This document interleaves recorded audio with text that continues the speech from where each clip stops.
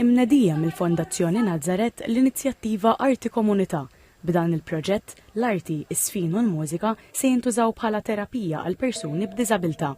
Dan il-proġett se jitħaddem fi 3 djar li tmexxi l-Fondazzjoni Nazaret. Ma' TVM News, id-direttura l-affarijiet amministrattivi tal-Fondazzjoni Nazaret Etienne Xkembri esprima sodisfazzjon li x-xewqa ta' Dunanċ Sejkel qed issir realtà. Dunanċ kien viżjonarju 30 sena ilu meta fetaħ id-dar tiegħu, aħna mxejna dejjem fuq il-passi tiegħu u dik hija l-weda tagħna li nibqgħu nagħtu djar fil-komunità sabiex fihom jinġabru persuni li jkollhom bżonn dan is-sostenn. S'issa għandna 3 djar bħalissa għaddejjin ukoll bi preparamenti biex nibdew ir-raba' dar tagħna.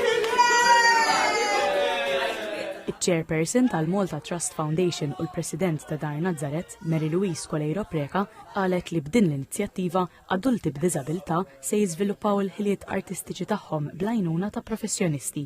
Fissret Dar Nazaret bħala xempju tal-volontarjat. Persuni li jaħdmu hawnhekk, jiġifieri fejn huwa l-ġob tagħhom, jaħdmu wkoll jagħtu ħafna sieħa ta' volontarjat fid-diversità sieħa ta' avvenimenti li jkollna u attivitajiet li jkollna. Dan is-servizz se jingħata bis-sostenn tal-Kunsill Malti għall-Arti u l-Malta Trust Foundation b'investiment ta' 66,000 euro fuq medda ta' 3 snin. Il-Ministru għall-Wirt Nazzjonali Owen Bonnici qal li din l-għajnuna finanzjarja hi maħsuba biex il-persuni b'diżabilità ikollhom kwalità ta' ħajja aħjar.